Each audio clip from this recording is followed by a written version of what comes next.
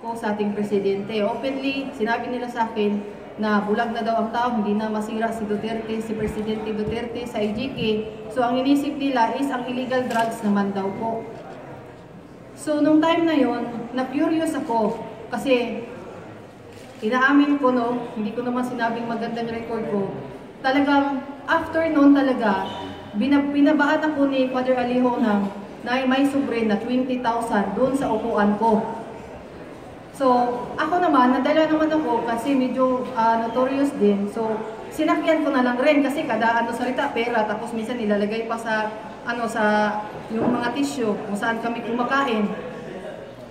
So, nung September, tapos October, pagka-November, bumalik pa rin si Father Alejo sa amin, sa bahay namin. Binigyan na naman ako ng pera. Nung November kasi, ganito po yung nangyari doon. Ang gusto mangyari ni Senator Trillanes, tatawag ako sa kanya, ito ang sasabihin mo, i-re-record ko sa CP. Yun din ang ginagawa niya kay Motabato at sa kay Trillanes para daw walang ligtas. So every time na ito tatawag ako sa ito ang sasabihin mo, ganito, ganyan, ganyan, tatawag ako ulit.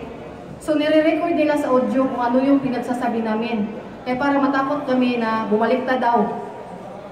So at that time, doon na nag-first na meron silang pinadala sa akin na draft na affidavit. Nung time na yun, nashock ako sa affidavit kasi una-una, yung may relasyon daw yung yung si City Councilor at saka si PRR Day. And then ang worst is nakita ko na merong drugs na ini-involve nila si Presidente Duterte. So nagtanong ako, bakit may drugs? Kasi nga daw, hindi na daw maniniwala ang tao sa IGK. So dapat yung drugs naman. First draft, sabi niya, ito ay papasa ko sa'yo, mamaya na, ipapa-approve ko muna kay Senator Trillanes at saka kay Senator De Lima.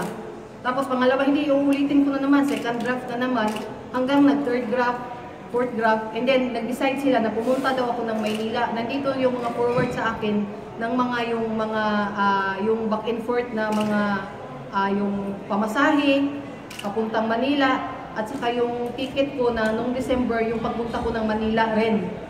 Pagdating doon sa Manila, doon sa may forum, nakita ko to si Las Cañas. Sa kanilang forum, makikita mo sa aming pag-usap, never sila nagsalita na mga kundi sasabihin nila, hanapan natin yung paraan na bumagsak yan. Actually, may text pa nga si Atty. Sabio nga, yung yung testimonyo mo, hagsak mo, Bisaya pa, muhagsak lagi na si Presidente Duterte, anak. So, katong time na to, nakuyawan ako kay kanang nakasabot biya kog libel o kanang forgery. So, nangita ko paagi, kay dili man ko nila, ayaw nila akong pauwiin dito sa Mindanao. So, mahanap ako ng paraan. Sabi ko, bago ko yan pirmahan, bago ko yan uwi muna ako dahil gusto ko, kasama ko yung mga kasamahan ko. Which is, wala naman akong kasamahan. At ang reasons kung bakit pumasok ako sa kanila, dahil gusto kong malaman kung ano talaga ang meron sa grupo ni Senator Trillanes. So, pagdating doon sa December, andun ako, pinatira nila ako sa isang kumbento sa Madre, sa May Makati, sa Canossian Sister. Bago nila ako pinadala doon, kinausap nila ako, huwag kang makikipag-usap.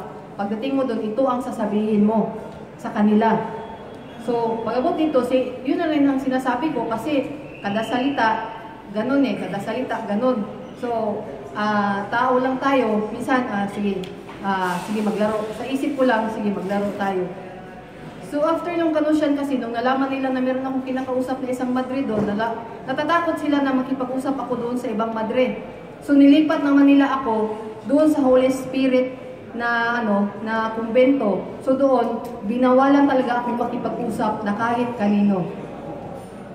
Merong conference room doon na every time na mag-discuss kami regarding sa namin sa affidavit, doon kami sa conference room, doon sa Holy Spirit, doon sa may Betigo, merong eskwelahan doon at the same time, doon merong kumbento doon ang mga Madre. So,